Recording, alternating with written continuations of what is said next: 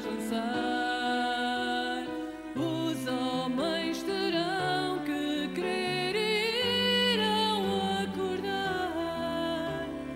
Vem Jesus a terra libertar. Canto ao vento, canto à chuva, canto à tempestade.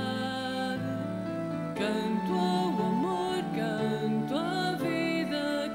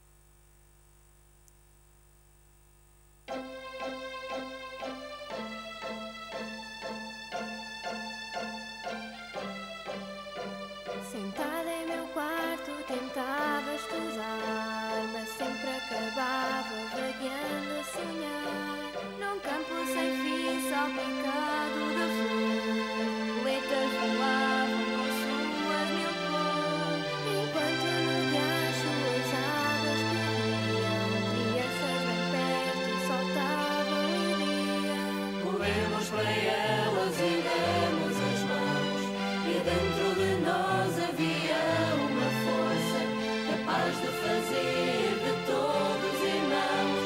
Em todos os olhos uma luz brilhava, eram estrelinhas brilhantes tão belas, roubadas ao céu em noite de luar.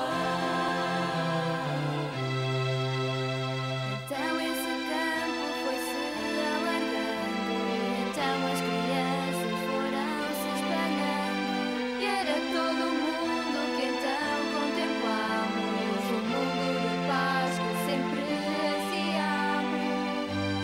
Então acordei Que é desse campo tão verde, que é do riacho de águas cristalinas, que é da esperança que eu vi ainda há pouco, nos rostos tranquilos daquelas crianças, que é do amor, que é do perdão, que é da ajuda que se deve ao irmão, ou que é da ajuda que se deve ao irmão.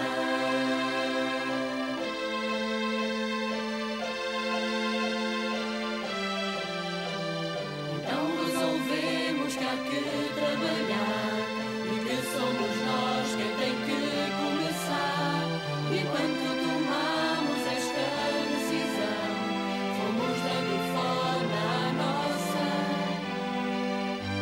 à nossa canção, que é desse campo tão verde, que é do riacho de águas cristalinas, que é da esperança que eu vi ainda há pouco, nos rostos tranquilos daquelas crianças, que é do amor, que é do perdão, que é da ajuda que se deve ao irmão, ou que é da ajuda que se deve ao irmão.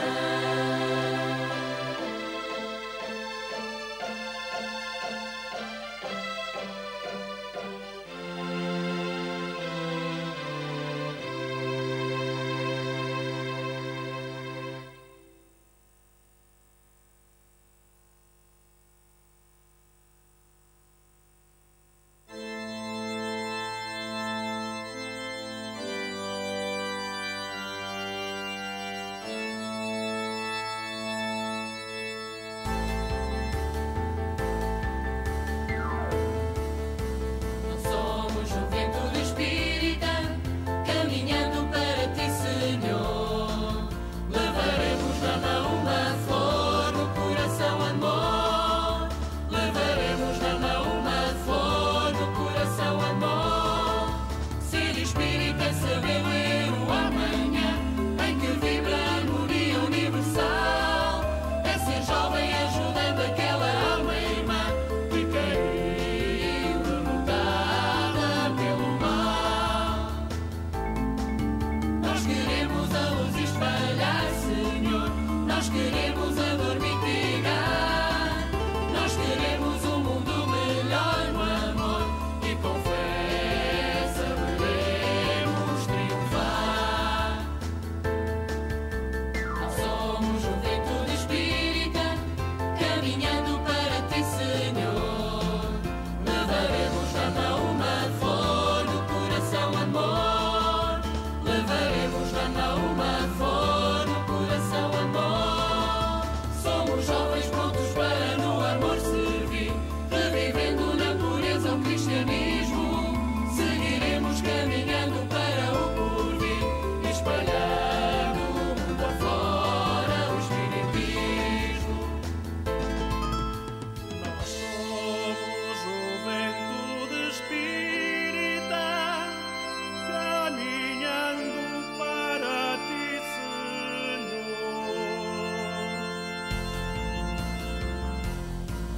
Levaremos na mão uma flor, no coração amor. Levaremos na mão uma flor, no coração amor.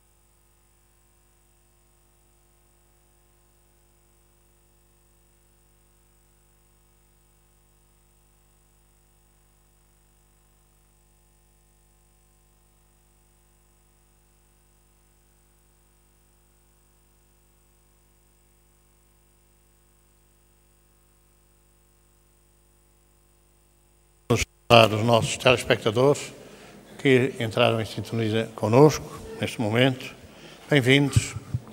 Vamos cantar uma canção na página 31.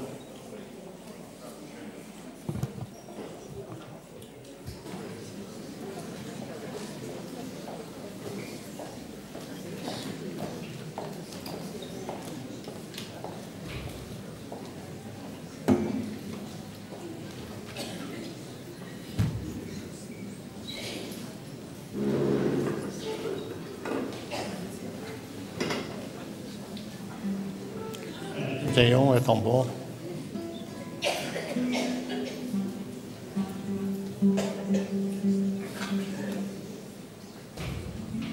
Já escolheu a página? Já escolheu uma página? 31.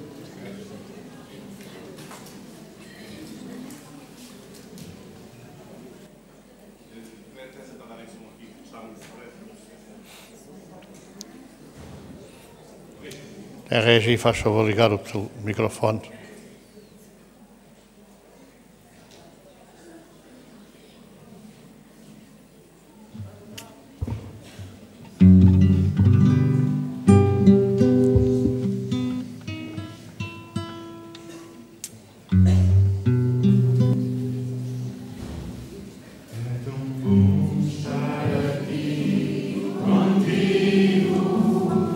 É tão bom ter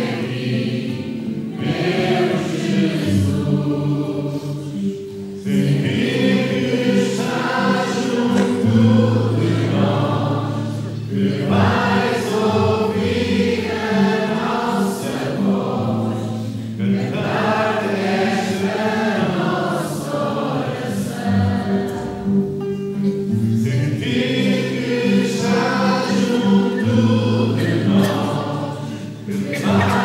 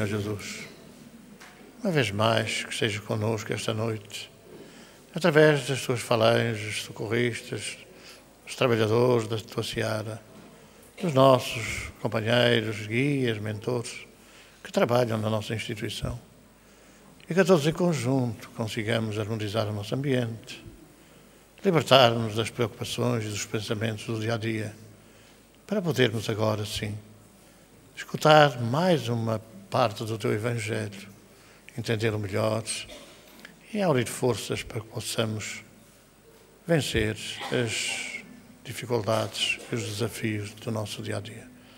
Seja connosco e nos abençoa os trabalhos que vamos agora iniciar. Página 30.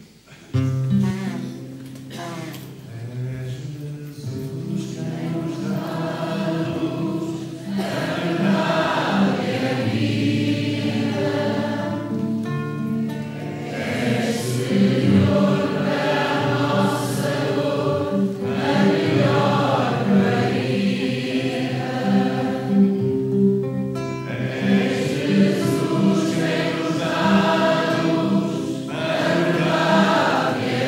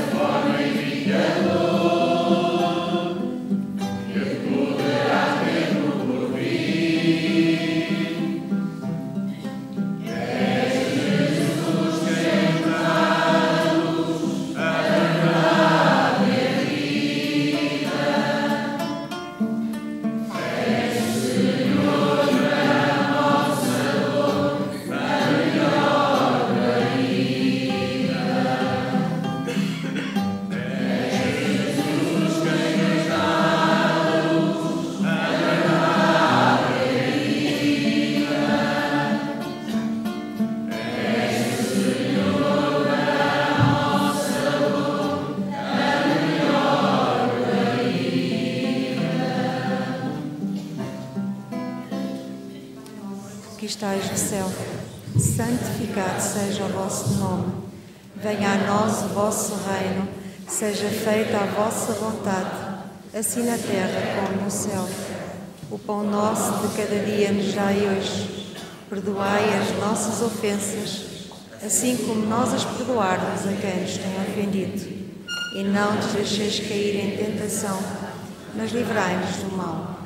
Ave Maria, cheia de graça, o Senhor é convosco. Bendita sois vós entre as mulheres. Bendito é o fruto do vosso ventre, Jesus. Santa Maria, Mãe de Jesus, rogai por nós, pecadores, agora e na hora da nossa morte, que assim seja.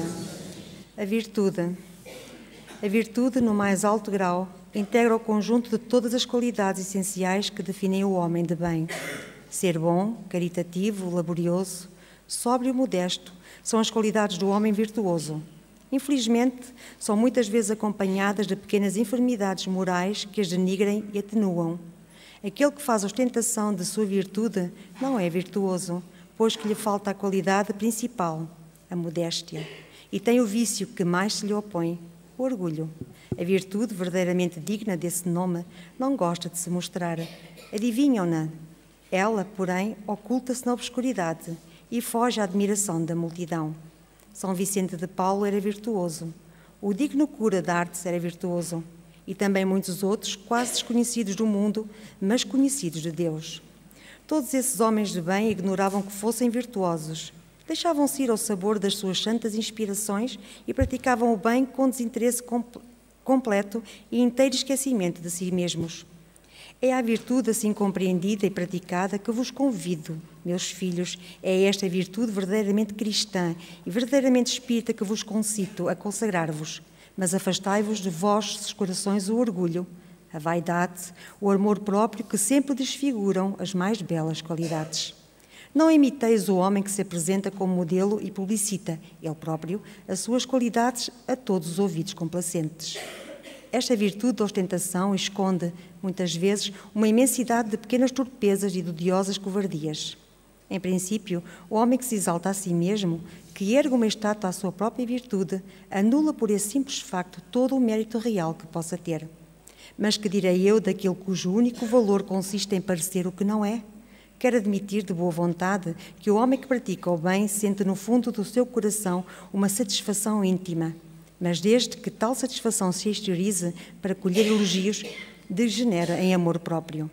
Ó vós todos a quem a fé espírita aqueceu com seus raios e que sabeis quanto o homem está longe da perfeição, jamais esbarreis em semelhante caminho. A virtude é uma graça que deseja todos os espíritas sinceros. Contudo, dir-lhes-ei, mais vale pouca virtude com modéstia do que muita com orgulho. Foi pelo orgulho que as humanidades sucessivas se perderam. É pela humildade que um dia elas se irão redimir. François Nicolas Madeleine, Paris, 1863, do Evangelho segundo o Espiritismo.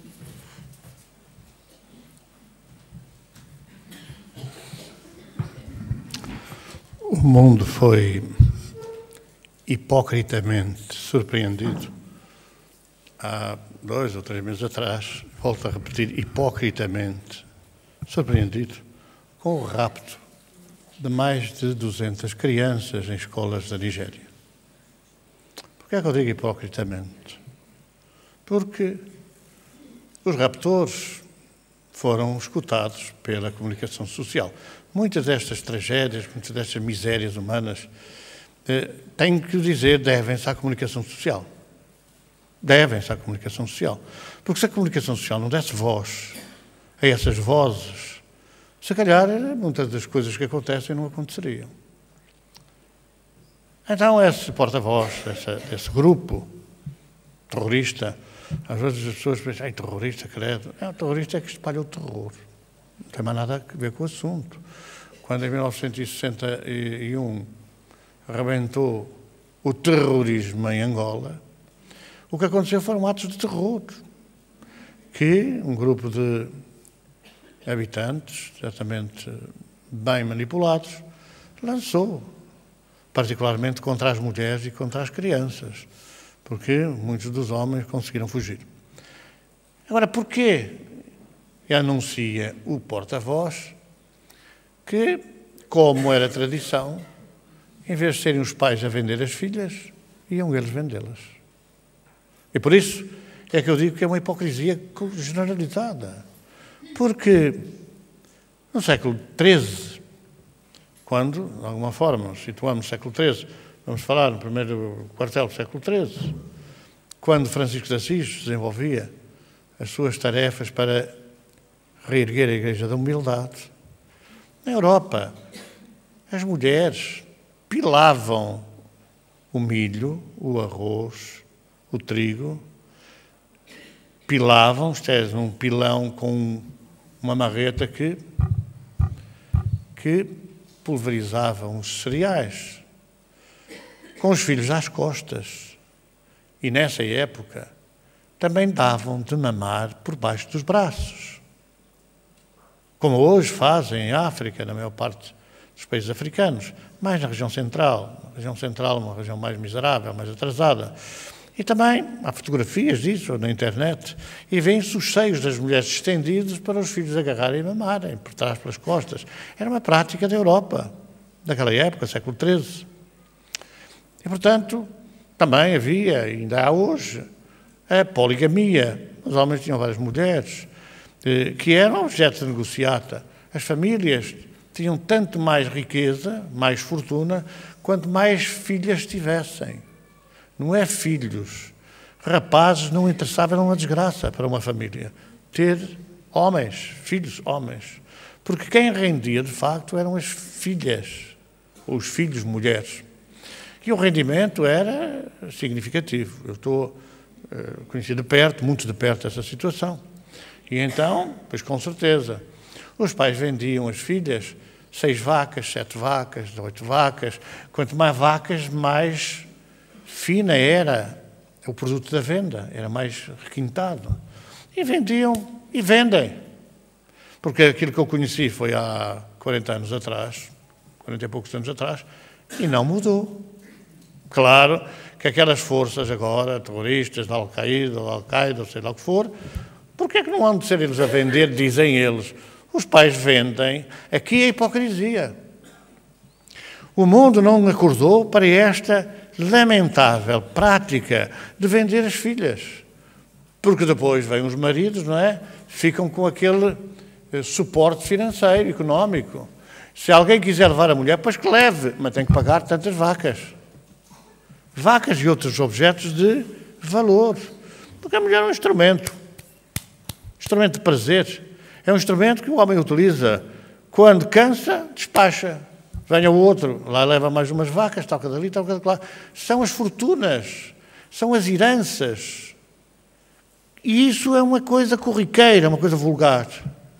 E o mundo não fala nestas questões. A comunicação social não fala nestas questões. Fala em 2 mortos atropelados atrás da serra, no Marão, e não fala nos milhares de mortes, crianças, agora é o dia da criança, milhares de crianças morrem à fome todos os dias. Aliás, a todos os instantes, a todos os minutos. E não se fala nisso. Vejam como é vergonhosa e hipócrita a nossa comunicação social. É evidente também, estão-se borrifando para aquilo que eu diga, não é? Porque nem dão importância. Também espalha esse espírito qualquer ignorante e obscurantista falando da coisa e tal. Mas deviam interiorizar essa conversa para poderem dar conta ao mundo destas tragédias que se repetem. A lei portuguesa agora proíbe o fanado. E proíbe o fanado porque muitos imigrantes africanos, particularmente daquela zona centro-africana, daquela zona do Golfo da Guiné e também naquela faixa entre o Rio Corval e também o Rio Níger, desses povos aí, que são constituídos fundamentalmente por fulas, por mandingas, sendo que os fulas são os futafulas, os fulas-fogos, os fulas-pretos, e os mandingas, que são povos ancestralmente inimigos, mas tem uma festa que é a festa da rumba, em toda aquela zona africana, a festa do fanado. Agora a nossa legislação proíbe isso, é crime. Mas ninguém pode provar que se não continua a fazer. às escondidas. Quando os judeus foram obrigados a converter-se aos cristãos, aliás, há coisas curiosas e tradicionais, umas cordas que às vezes ainda se veem hoje nas igrejas, que eram onde eram remetidos os judeus, isto é, os cristãos novos, aqueles que se convertiam. Eram obrigados a estar ali, ficavam ali naquela redoma. Depois veio as mulheres para trás, os homens para a frente, as mulheres que não podiam mostrar a cara, diziam, eu não tenho 50 anos, essa conversa. Tinham que usar um véu todo tapado, que não se podia mexer, é aqui na Europa. Agora vêm as burcas, ou as burcas, ou lá como é que chama, e é uma tragédia, é uma hipocrisia. A libertação da mulher e das crianças não se faz nunca com a hipocrisia. Vamos ver onde é que elas estão presas. Mas elas tanto faz serem vendidas para aqui como serem vendidas para lá. Na Idade Média, os homens chegavam lá a uma póvoa. A póvoa, temos aqui uma aqui ao pé, a póvoa de Sobrinhos, temos a póvoa da Braveses. A póvoa era onde vivia o povo. Eram as póvoas. E então, as póvoas eram dos senhores feudais, que exerciam o seu poder sobre os escravos, sobre as pessoas que trabalhavam. Pagavam muito mal, bem entendido, mas nenhuma mulher poderia ser vendida sem a autorização do senhor feudal. Sem a autorização do senhor, que era o proprietário de todos os trabalhadores. Pois bem, chegava lá um esperto qualquer, que era aquela. Mas a mulher, coitada, não tinha direito de escolha. Quanto é que dá? 6 vacas ou 7 vacas. Não, eu dou 8. É como se fazia o leilão dos escravos. Então dá mais, paga lá para ali. A mulher, coitada, quer dizer, por isso é que o direito português consignava que o senhor feudal tinha direito a passar a noite de núpcias com a vendida, com a noiva. Isto foi consignado na lei pelo direito de prenada. Interpretemos a palavra como a gente quiser. Mas a noite de núpcias era para o senhor. Coitadas das mulheres. Não era? Dizemos nós. Nada de coitadas. Porque elas gostavam exatamente disso. Elas desejavam. Elas ambicionavam isso. Que tivessem um filho de alguém. Que não tivessem um filho de quem elas não conheciam. De um indivíduo, enfim, sabe-se Deus, criminoso ou criminoso. Elas não sabiam quem vinha. Tinham o direito de comprar, comprou. Então, naquela noite, todas rezavam para engravidarem, porque os filhos eram filhos de alguém. Daí virem os nomes dos fidalgos.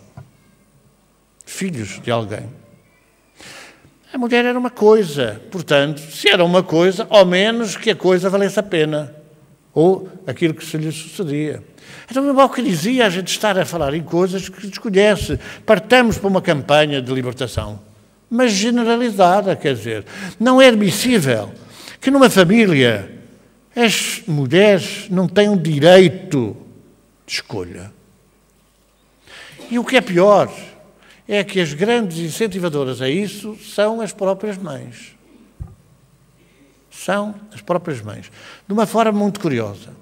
As mães dizem, se nós não tivermos, porque é que elas vão ter? Por exemplo, se nós fomos sujeitas ao orfanato, por que é que elas não vão também ser sujeitas ao orfanato? O orfanato é uma intervenção cirúrgica, quer dizer, mais qual cirúrgica ou carapuço. Na Guiné, quando eu lá estive, era uma intervenção com lâminas de barbear. Lâminas de barbear. As jovenzinhas de 10 anos, 9 anos, eram levadas para a floresta pelas mulheres grandes, isto é, pelas mulheres mais velhas, que tinham aquele princípio. Então fizeram 19, vamos fazer a elas. Nunca tiveram aquele espírito de libertação, dessa subjugação tremenda. E, portanto, são elas que fazem a festa. Levam lá não sei o quê, usam as lâminas de barbear. Naquela altura até era chique, porque era com uma faca enferrujada, que faziam isso antes. Logo que a tropa começou a invadir as províncias, nomeadamente essa zona, passaram a ter as lâminas, o Wilkinson e lâminas não sei quantas, que era uma lâmina da primeira categoria.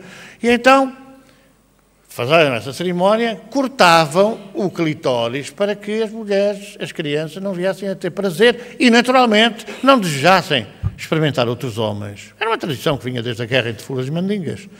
E, portanto, quer dizer, isso... E depois como é que usavam os desinfetantes e não sei o quê? Cinza. Cinza. A gente sabe, tradicionalmente, que a cinza, e se for cinza em brasa, melhor. Porque a cinza em brasa queima mesmo. E o que queima, não é? Antigamente usava-se o ferro em brasa para as feridas, usava-se o ferro em brasa, porque não há dúvida nenhuma que a brasa desinfeta tudo, queima. Queima mesmo. Então elas eram tratadas com cinza. Uma que outra não resistia e acabava falecendo, acabava desencarnando. Mas o que é que se interessa? Era uma festa da rumba em toda a região, naquele dia exato. Então agora, em Portugal, isso foi descoberto e penso que a legislação, o Código Civil, já contempla esse crime. Mas como os judeus, obrigados a converterem-se ao cristianismo, ou não faziam, daí a Inquisição. Quer dizer, iam lá todos, ficavam naquele correr de cordas que é para todos saberem que aqueles eram os cristãos convertidos, não tinham direito a misturar-se com os outros cristãos, mas depois em casa tinham as suas sinagogas, nas caves, etc. E os judeus, ninguém os conhece, julgo eu, que tinham a maior parte do património cultural e económico do país. Até o Marquês de Pombal, que depois cobre essa conversa. Mas também mudam-se, não é? Muda-se o lixo, mas as moscas, ou melhor, mudam-se as moscas e o lixo é o mesmo. Porque o património cultural e económico, etc., dos judeus passou, bandeou-se para outra instituição, que hoje tem, a maior parte do património nacional, pertence a essa instituição religiosa. Ora, converteram-se eles? Claro que não converteram. Depois eu não gostava do judeu e ia dizer lá ao sacerdote, olha que ele é mentira, ele continua a ser judeu em casa, tem uma sinagoga, tem mais assim, tem mais assado. Conclusão, era invadida a propriedade, era vasculhada a sinagoga e os bens eram todos apropriados. Não eram expropriados, não. Eram todos apropriados. Nós temos conhecimento da história que os grandes ministros da economia, os grandes responsáveis pela fazenda pública, eram judeus, desde Dom Afonso Henriques, praticamente. Porque tinham uma apetência, tinham uma especial propensão a gerir essas negociatas. Emprestavam, isto é que a gente diz, é judeu mesmo, emprestavam a bom preço. Às vezes emprestavam e ficavam com as coisas porque a pessoa não tinha dinheiro para pagar. Mas havia aí uma pessoa aqui na cidade, nossa cidade, que não era judia, era uma senhora. E com essa forma judaica de proceder, emprestava tantos a este, mais tanto àquele, mais tanto àquele outro, há tantos meses, e tantos meses não pagava, anda cá que és minha, a propriedade. E chegou a ter aí na cidade duas ruas com umas dezenas muito largas de prédios que lhe passaram às mãos porque as pessoas não tinham forma de, em 6 meses, de pagar a dívida. É um princípio desse agarrados como os judeus, não é? Agarrados como os judeus, então serão todos assim. Provavelmente hoje haverá algumas diferenças, mas o espírito está arraigado na nossa sociedade. Está arraigado. Portanto, esta coisa da hipocrisia é dramática. Quem manda nos Estados Unidos da América são os judeus. Não vale a pena estar a dizer, e nós não apoiamos os judeus, e nós nos deixamos apoiar os judeus, e mais não sei o que dos judeus, porque são os judeus que mandam no país do tio Sam. E, portanto, tudo isto é uma hipocrisia generalizada. Hoje mesmo, será o salário médio em Portugal é metade da média do salário europeu. Isto é uma hipocrisia. Uma hipocrisia.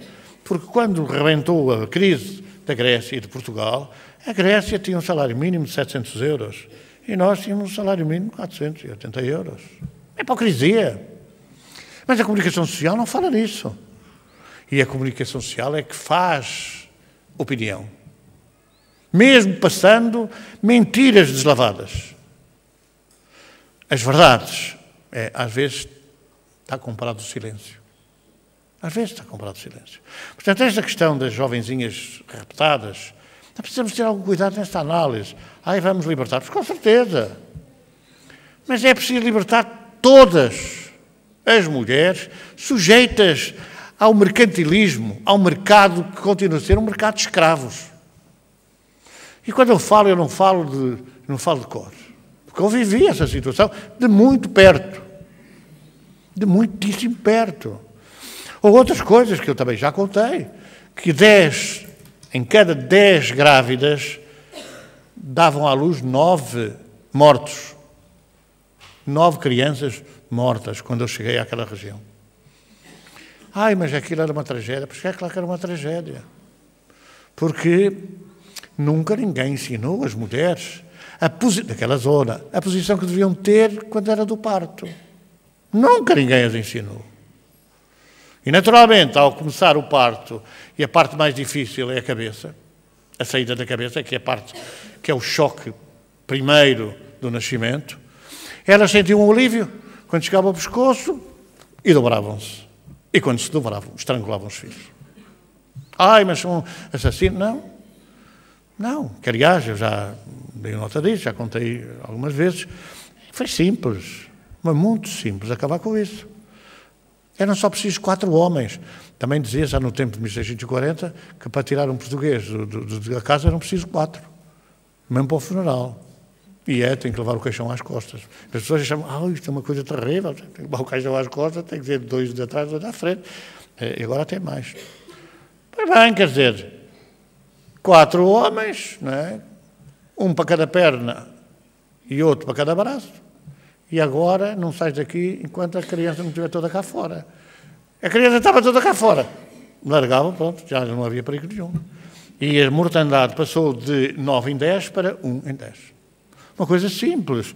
Mas por que não se faz, ainda hoje, esta profilaxia da vida? Por que não estão as pessoas prevenidas ou mobilizadas para este trabalho muito profundo de solidariedade? Solidariedade. A solidariedade, que o nosso país existe, mas tem que haver por trás, não é? O Estado tem que dar esse dinheiro, depois dá dinheiro mais para os amigos, depois os amigos dos amigos, e andamos nisto. E às vezes a socorro, a ajuda, a assistência social dá-se, muitas vezes, onde não é tão necessária. E onde ela é muito necessária, passam ao lado, como o levita e o sacerdote da parábola do samaritano. Passam ao lado. Quem é que passa ao lado? Nós. Nós passamos ao lado. Não é? Porque é uma prática usual. A gente ver uma pessoa qualquer, um indigente qualquer na rua, vai trabalhar malandro. Se o indigente disser assim, eu vou trabalhar, dê-me emprego na sua casa. Eu penso nisso. Então a gente deve estar muito calada, que é esta coisa do vai trabalhar malandro. Venha à minha casa hoje. Eu dou-te trabalho e dou-te de comer. Mas isso é um problema. E às vezes custaria tão pouco. Mas tão pouco. Esse auxílio. Portanto, é muita hipocrisia que anda por aí, nesses meios sociais, onde nós navegamos e também onde nós nos pronunciamos, ou agimos da mesma forma. Então nós esperamos, de facto, que libertem estas crianças do cativeiro. E as outras? Foram 200 ou 200 e qualquer coisa. E as outras todas que estão ali subjugadas pela família, que têm que as manter e engordar para vender. Isso é que é necessário e urgente tomar consciência. Para haver uma modificação geral e uma modificação cultural. Não vamos mexer nisso, porque isto é cultura deles, e já praticam isso há centenas de anos, e bolas, nós deixamos de pilar o trigo e o milho nos pilões. Agora há uns almofariz, uma coisa que a gente rola lá as sementes de cravo e de não sei o que e tal. Mas aquilo era em grande, não é? E a mulher ali estava. E o homem sentado à sombra da bananeira a apanhar sol ou apanhar o ventinho na cara. Nós, se repararmos, os muçulmanos rezam o terço a uma velocidade astronómica. Este também tem um terço, muito maior que o nosso tem que se respirar fundo. Pai nosso que estais no céu, segundo o mistério, contemplemos a subida de Nosso Senhor ao céu. Mas eles não, se repararem, estão sempre a contar, isto é, a passar contas. Dizem alguns, que eu não sei, que nunca lhes perguntei, nem caio nessa asneira, que eles passam a vida a dizer alá, alá, alá, alá, alá, alá, alá, alá, alá, alá. Deus, Deus, Deus, Deus, Deus. Deus deve ter uma...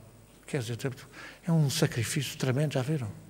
Não sei quantos milhões... Alá, alá, alá, alá, alá, alá. Então nós não, porque nós rezamos a Ave Maria, o Pai Nosso, a Glória, etc. e tal. É a mesma coisa. É a mesma coisa. Pai Nosso que está no céu, está quieto. Santificado seja o vosso nome, bem a nós. Já não te avisei. Seja feita a vossa vontade.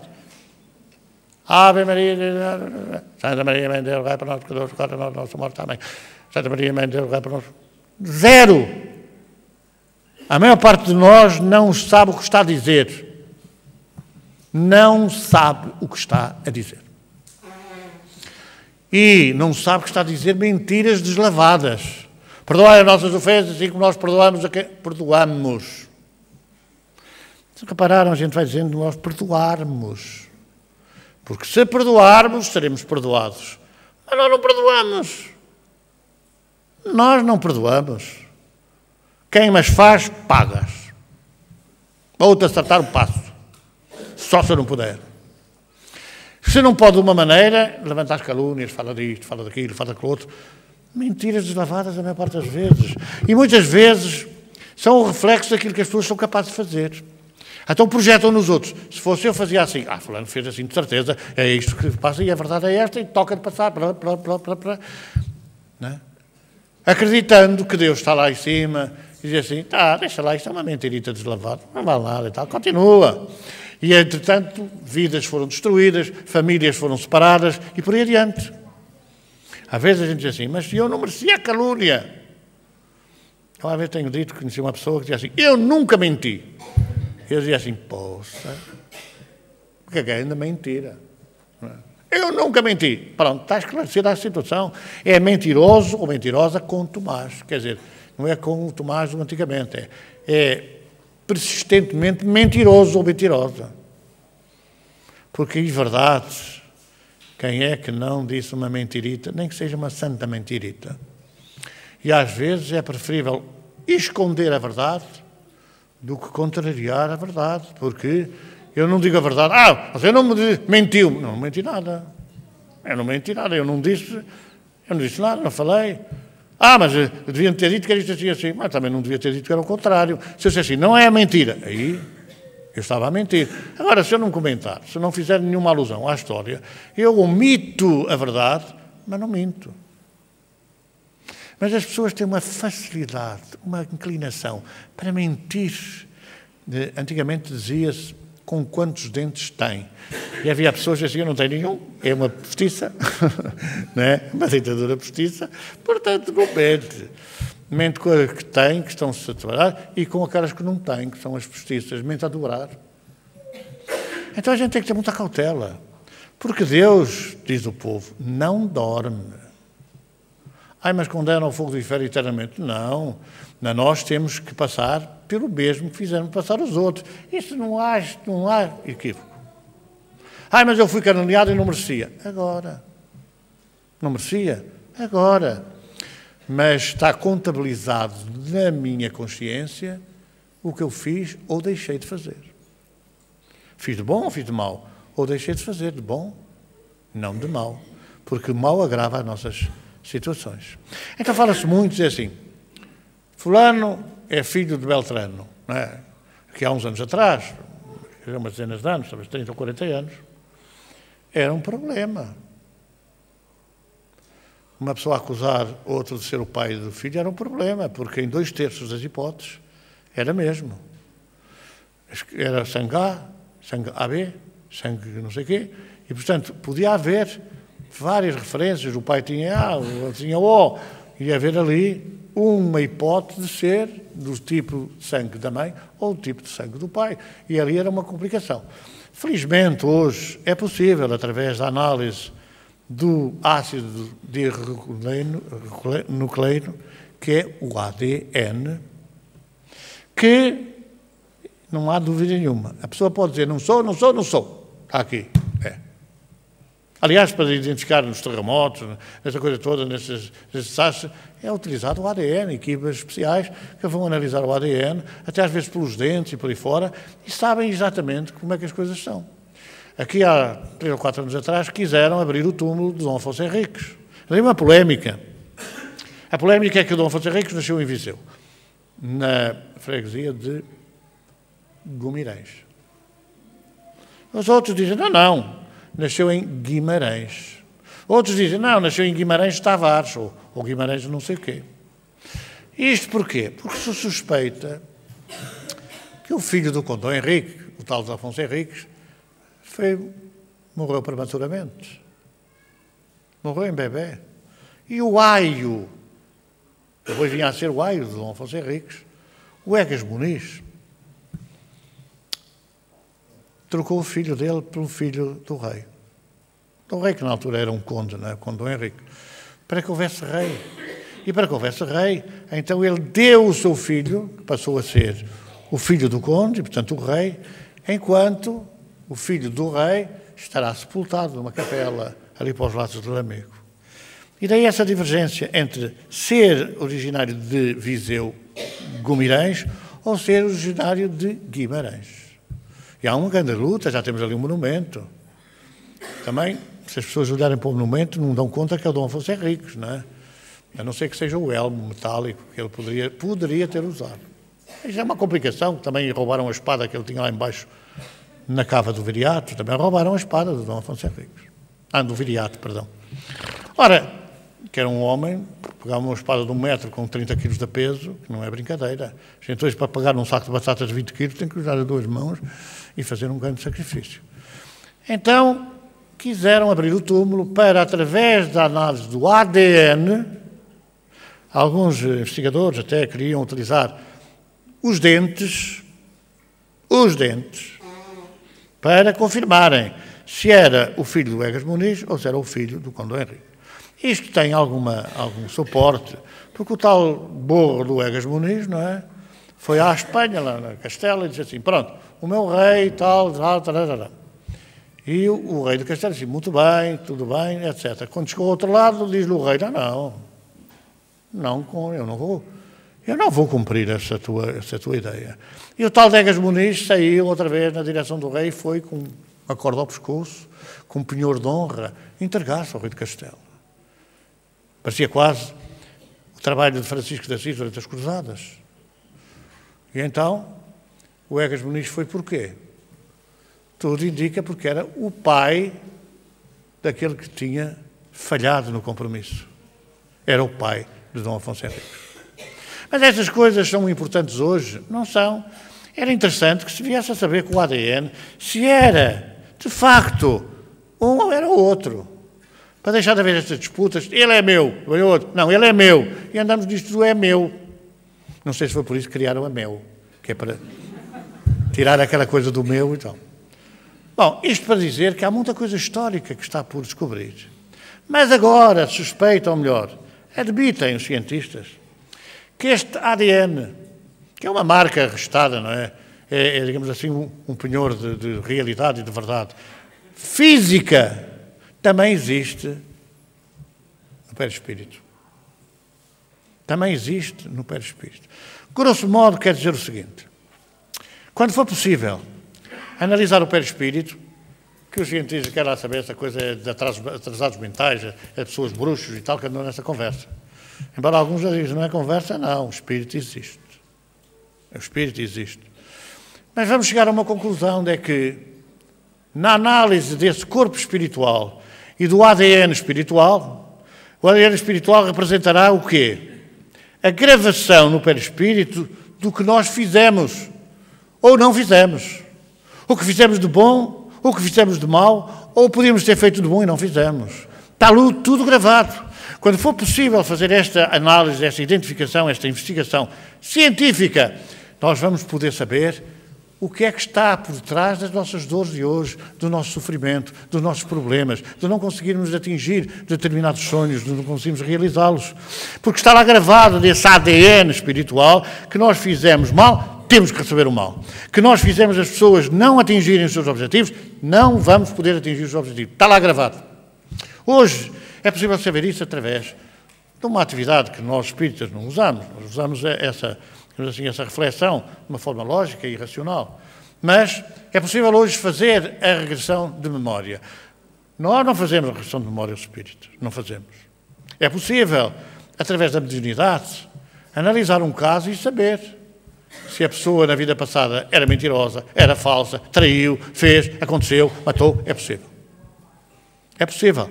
Mas só é possível quando quem mergulha nesse passado estiver sabedora, conhecedora do que pode ou não pode revelar, do que deve ou não deve revelar. Se alguém chegar ao pé de mim e dizer assim, olha, eu desconfio como um homem tem uma mulher, queria saber. Não é? Aí essa malta que anda para ir fazer essas consultas e para as aldeias, tem, é loura, e mais não sei o quê, tantos anos e não sei o quê. Bom, não há dúvida que chega à casa e dá uma cara de porrada na loura, ou no louro, ou no não sei o quê. Mas é evidente, não é? Nós dizemos assim, eu não faria isto. Só estando perante os factos, perante a realidade. Então nós não podemos dizer isso. Em uma ocasião, uma senhora que até era peixeira disse-me, eu estou aqui que é para você me dizer se o meu homem tem uma amante ou não tem uma amante. Olha, pode estar aí o que o tempo quiser, que eu não lhe vou dizer. Porquê? Porque está a ver? Se eu lhe disser, mato. Assim só desconfia. Se eu lhe disser, mato, vai para a cadeia. Mas tem e não se pode. Não se pode dizer que não tem. A gente não pode dizer se tem, não pode dizer que não tem, mas não precisa dizer que tem. Olha, isso não é nada comigo, descubra se quiser, investigue por onde quiser. Se a encontrar, separe-se. Separe-se, porque se mata vai para a cadeia. E ela não fica cá, mas ele também não fica. Ou vice-versa, também há ainda já uns casos ou outros do contrário. Portanto, quem tem essa possibilidade tem que ter um controle muito grande, um conhecimento muito grande, uma preparação muito grande, para não transformar aquilo que é consolo, consolação, numa tragédia. O Consolador lembrará tudo quanto vos ensinei, ou tenho dito, e esclarecerá todas as coisas. Quando alguém tem um grave problema desses, né, de traição, de falsidade, etc., eu mereço deixar andar. Ou me diz assim, eu até estou a ajudar, porque estou-te a dar porrada, estou-te a dar pancada, que é para tu pagares as coisas que fizeste antes. É uma ideia curiosa, não é? Até te estou a ajudar. Se eu não te ajudasse, tu nunca te safavas dos problemas. Sem cuidar de saber que vai tê-los tarde ou cedo. Vai ter os mesmos problemas. Portanto, nós devemos interiorizar isso. O que nós achamos é porque semeamos, o que nós colhemos é porque semeamos. Então deixa-se andar de qualquer maneira? Não. Eu não preciso descobrir que a minha mulher está à vontade, porque não a tenho. Pois fala assim porque não tem, porque tivesse, queria ver. Não, mas eu, e sei por experiência, se chegar ao momento em que eu tenho que levantar a mão para bater uma mulher, acabou a relação. Terminou. E, portanto, o problema qual é? Andar sempre com aquilo na cabeça. E agora vai meter aí com este, e agora vai meter aí com aquele, e agora vai estar com o outro, e agora vai estar não sei o quê. Separam-se, acabou. Antes que haja ódio. Há uma informação que eu reputo de verdadeira, que em Portugal há mais de 70 mil pais que não veem os filhos por causa dos divórcios. Não é pais e mães, é pais homens que não veem os filhos. E, curiosamente, continuam a ser protegidas, neste caso, e apadrinhadas pela justiça. Haja o que houver. E eu falo, tenho experiência do assunto. 70 mil homens que não veem os filhos por ação ignóbil das mães. Que não souberam separar as coisas e lutar pela sua felicidade, mas não infernizar a felicidade dos filhos. Mas a nossa sociedade é esta mesmo. E então amanhã o que é que vai acontecer? Vai acontecer que os homens que hoje não podem ver os filhos não deixaram que, ou as mulheres ou os homens, que a gente pode vir alternado, vissem os seus filhos. Como fizeres, acharás. E pagarás até ao último centavo. Eu já não tenho nada que saber, se eu não vejo o meu filho há não sei quantos anos, Não tem nada a saber que isso é fruto de uma atitude idêntica que noutra vida eu tenho tomado. Não me compra a mim a revoltar-me, etc. Compra-me a mim ter pena, de lamentar que alguém esteja tão cego que não veja que vai pagar por isso, que vai receber de volta o que fez. Em todos os capítulos. Aí o trabalhador, rua, vai tudo para o desemprego, quer lá saber se morrem de fome, se não morrem de fome, que vão trabalhar. Mas é mais difícil um rico entrar no reino dos céus que o camelo num buraco de uma agulha. Ainda que se saiba que camelo, na altura, era uma corda de camelo. Os cabos, os fios do camelo, os pelos do camelo, que têm uma consistência dura, que pica mesmo, é que eram chamados os camelos, que eram cabos ou cordéis. E era esse que era difícil de entrar numa agulha normal. Não era um camelo dromedário, com as bossas e tudo. E a gente vai pensando que isto é tudo ficção, que é tudo uma imaginação, etc. Mas nenhum indivíduo que subjuga, que despreza, que maltrata os seus servidores, passará sem passar pelo mesmo que fez passar os outros. E nós vemos aí pessoas miseráveis, na mais abjeta miséria, com os olhos altivos e de orgulho. Eu já contei que vi uma vez em Fátima, era uma coisa, quer dizer, era um ser humano, falava e tal. Tinha a forma triangular. A cabeça era assim, triangular. E da cabeça até aos braços, não até às pernas, que não tinha uns cotos. Deslocava-se com as mãos agarradas nos coisas de madeira, não tinha pernas. E aquele ser que estava ali era o ser humano, que inspirava uma piedade tremenda, mas tinha um olhar altivo, de um orgulho que não conseguia esconder. E andava a pedir esmola. Vimos uma ocasião, já tinha aquela coisa, teria 28 anos, segundo disseram na altura, era um ser que foi deixado às portas de um hospital de transição, chamada Casa de Transição, uma casa espírita, que recebia os doentes que tinham alta dos hospitais e não tinham para onde ir.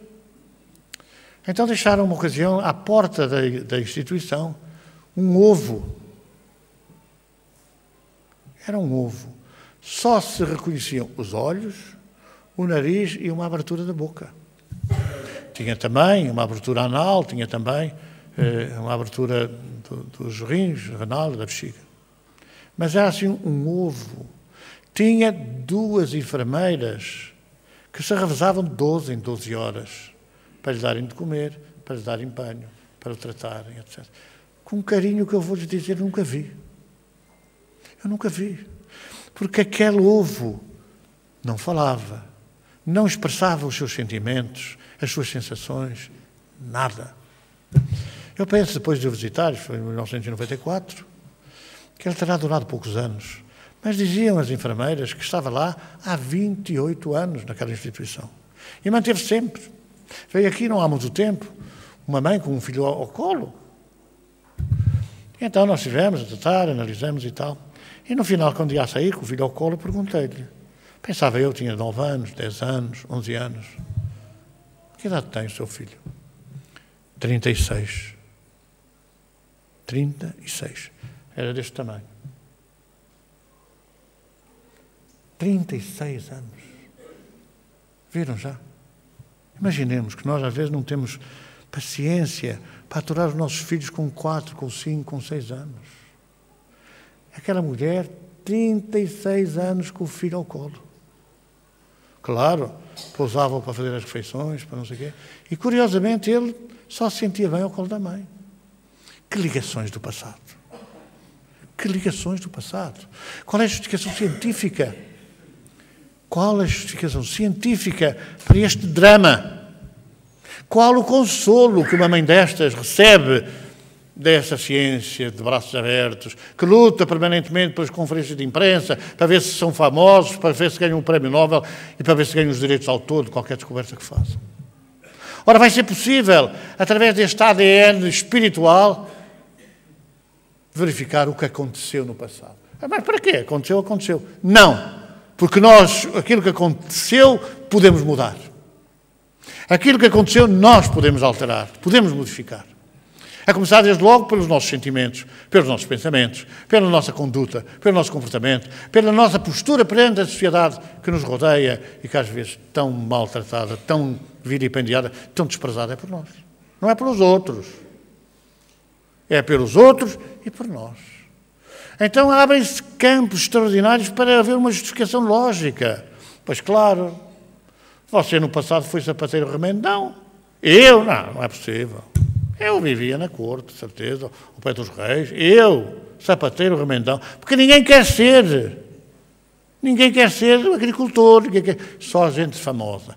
E então as mulheres gostam de ser princesas, das cortes, daquela coisa toda e tal. Mas as meretrizes, as prostitutas, todos aqueles criminosos do passado estão aí. Estão aí. E às vezes bem colocados na sociedade. E a gente conhece, porque o que faziam continuam a fazer. O desprezo que tinham pela sociedade, pelos seus concidadãos, continuam a tê-lo hoje, porque ninguém muda de um dia para o outro. Ai não, morreu, recebeu a extrema-unção, foi para o céu. Uma ova, desculpa o termo. Isto Deus era igual aos homens. E nós temos a tendência a igualizar Deus a nós. A justiça não funciona assim. Como fizeres, acharás. Se a gente era mentiroso, continua a ser mentiroso. Temos que lutar para deixar de ser. Por corrigirmos essa... Se nós éramos orgulhosos, temos que lutar. Sede humildes. Temos que lutar por essa modificação. Por essa transformação da nossa vida. Ai, mas a pessoa fez mal e traiu-me, não sei o quê. Pior para ela. Pior para ela. Eu, certamente porque mereço. E estou a saldar a minha... Estou a limpar o meu ADN espiritual. Vou apagar aquilo. Mas ela está a carregar. Está a carregar a sua consciência, que está gravada no perispírito. E aquilo não foge. Nem Deus, nem ninguém nos vai tirar daí. Só a nossa conduta, o nosso comportamento, o nosso sofrimento ou o nosso amor. Porque a gente pode pagar os nossos erros pelo amor ou pela dor. Se a gente não paga pelo amor, prepare-se que vem a dor. Que vem a dor. E isso ninguém nos tira. E é bom que a gente se prepare para quando ela chegar... termos força suficiente para a neutralizar, para a dominar, para a subjugar. Com amor. Pelos outros, pelos que têm problemas graves, que não se conseguem libertar. É uma preparação que os espíritos disseram. Os cristãos, os espíritos, conhecer-se-ão pela reforma íntima, pela sua transformação interior. Sendo hoje melhor do que ontem e amanhã melhor do que hoje. Portanto, não é ser hoje perfeito, isso é mentira. Hoje um bocadinho melhores, amanhã um bocadinho melhores e por aí fora até atingirmos um estádio em que mereçamos cessar este mundo de expiação e provas para entrarmos no mundo de regeneração a caminho dos mundos felizes e dos mundos divinos. Então vamos refletir sobre isto. Ai, os espíritos, coitados, vão às salas, manifestam-se. Para ver se a gente nos convence a mudar de caminho. A gente faz estas palestras para ver se nós convencemos alguém a mudar de caminho. Ai, mas o senhor não muda, o problema é meu. Porque tudo funciona para todos. Não vou agora dizer assim, não. Eu estou inscrito ali, ó, sou presidente daquela história, tal, sou importante, tenho umas cunhas lá do outro lado. As pessoas sabem que isso é mentira. A maior parte sabe. Porque nenhum de nós se safa, se liberta daquilo que estiver inscrito na sua caminhada. E eu não vou apresentar o meu caso, mas se cuidarem, veem que é verdade. Se houvesse cunhas, eu estava todo refastelado sem problemas. Mas não há cunhas. De ninguém.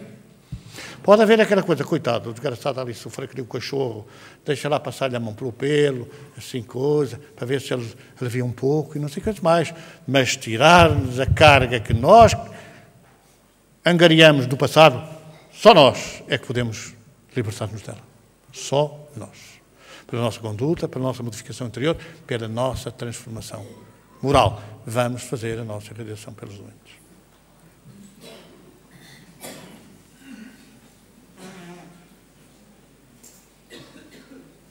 Eu queria lembrar o seguinte, vocês andam um bocado distraídos. Nós publicamos a primeira edição em português de Portugal, não é o português da minha vida, certo? do Evangelho. Olha que bonito. Está na FNAC a 20 euros. Aqui só custa 7,5 euros. E então é bom para ter em casa. E quero dizer outra coisa. Vou revelar uma coisa que não digo nada a ninguém.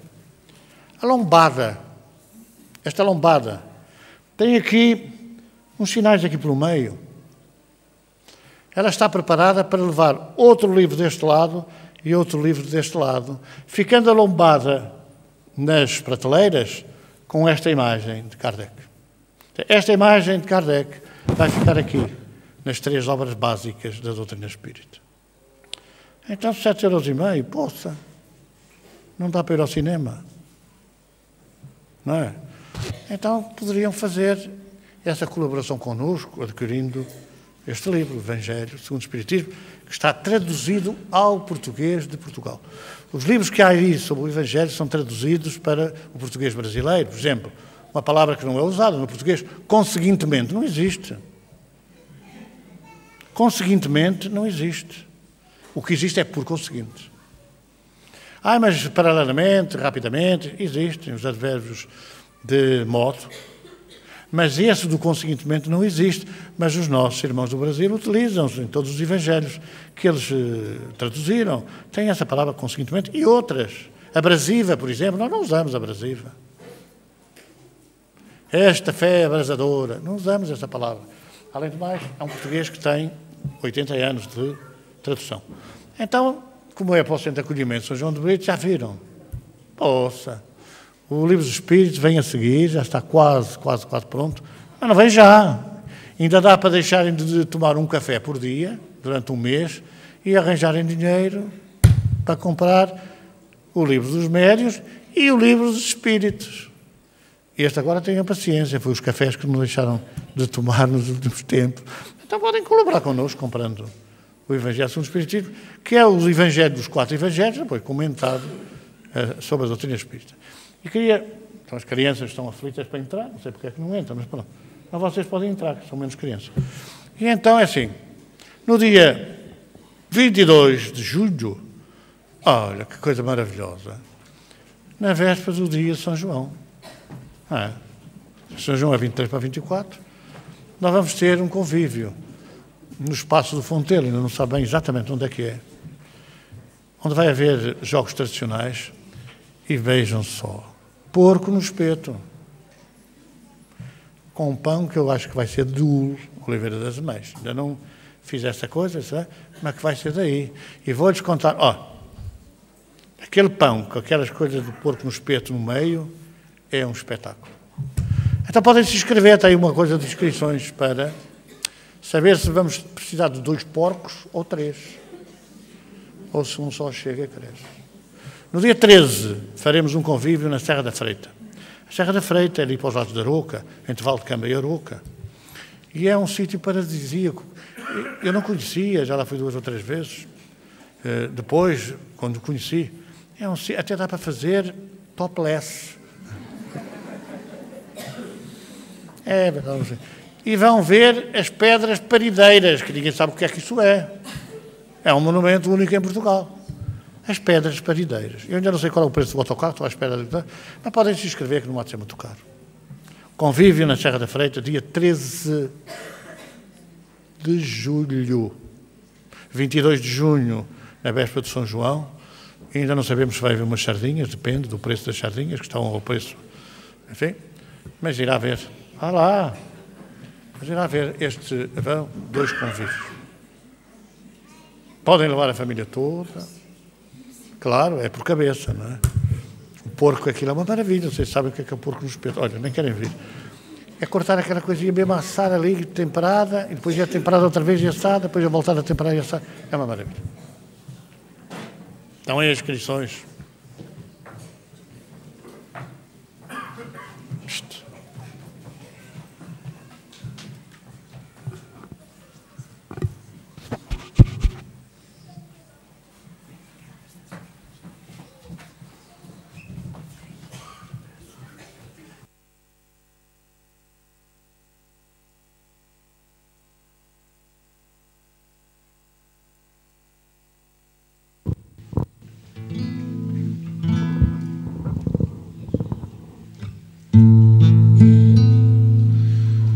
Página 22.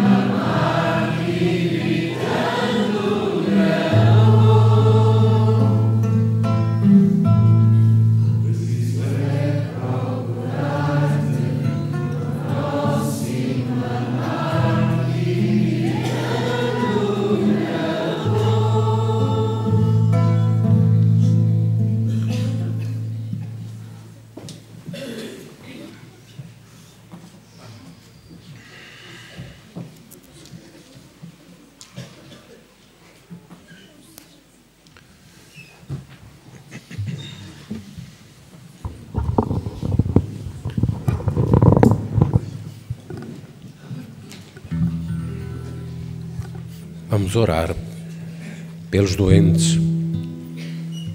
Vamos lembrar todos esses irmãos e irmãs espalhados por esse mundo, às vezes bem perto de nós, passam a sua vida debaixo das agruras, das dificuldades, muitos deles porque desconhecem as verdades divinas, mas como são nossos irmãos, dedicamos estes momentos para os lembrar, lembrando-os, orando por eles. Estamos a tentar transportar-lhes um pouco daquilo que lhes podemos oferecer e que o mundo espiritual pode aproveitar, aproveita sempre, quando as nossas intenções são intenções sinceras, de ajuda. Por isso, Senhor, tantos irmãos que têm dificuldades no dia a dia, a miséria que passam, a falta de apoio de familiar,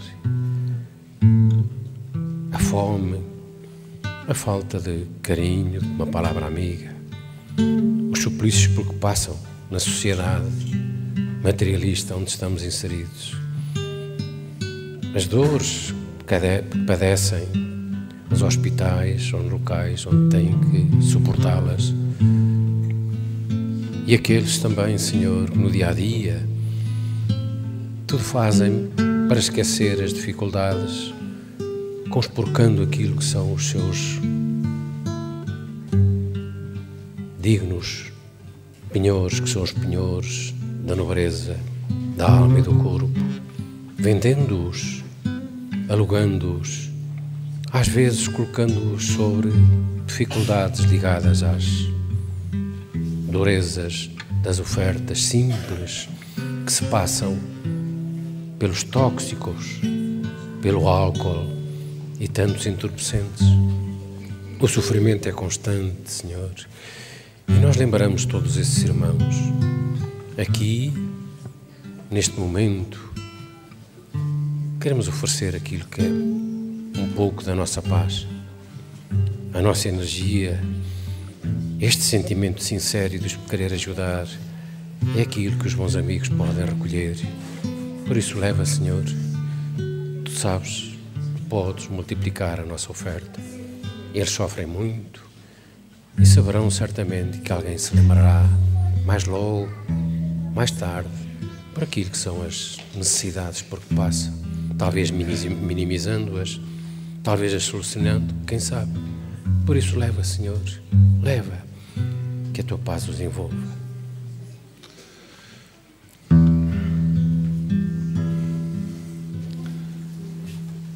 Canto a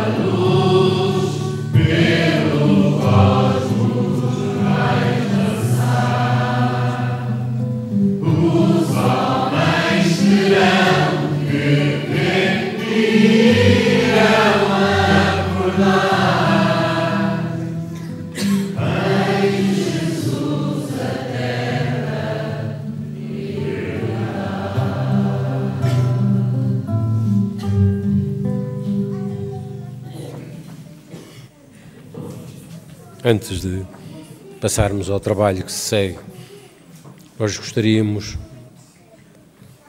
de fazer um apelo. A nossa instituição é uma instituição de solidariedade social, mas, como todas as instituições deste género, sofre as consequências de ser o que é, ajudando, mas muitas das vezes passando por dificuldades muito agudas, porque a solidariedade que queremos defender e queremos pôr em prática, e que o fazemos sempre que o podemos, sempre que temos condições, às vezes não é alimentada por aquilo que seriam as ofertas, as ajudas de muitos que o poderiam fazer. O nosso apelo é para lembrar que assistimos famílias muito carentes, muito necessitadas, na cidade de Viseu, de pessoas que são de Viseu e dos arredores. As ajudas, como dizíamos há pouco, são curtas, muito curtas. E no início, quando nos decidimos fazer este trabalho, contámos sempre, como contamos, com as ajudas das pessoas que quisessem solidarizar-se connosco, fazendo-se sócias desta dádiva. Cada um dá o que quer, não perguntamos quanto. Tínhamos até um nome, temos um nome, para esse tipo de associados, que são os associados que oferecem as pétalas de amor, para quem precisa de muito amor, muita ajuda. É esse o apelo que fazemos, para quem puder, para quem tiver condições. Por favor, ajudem quem pode e quem precisa. Há muita gente que pode, sabemos que há muita gente que não pode. Claro que dirigimos o nosso apelo a quem pode. Um café, €1, pequenas coisas que juntas por muitas pessoas podem fazer ao fim do mês, matar mais a fome, dar mais àqueles que mais precisam. É esse o apelo. Obrigado.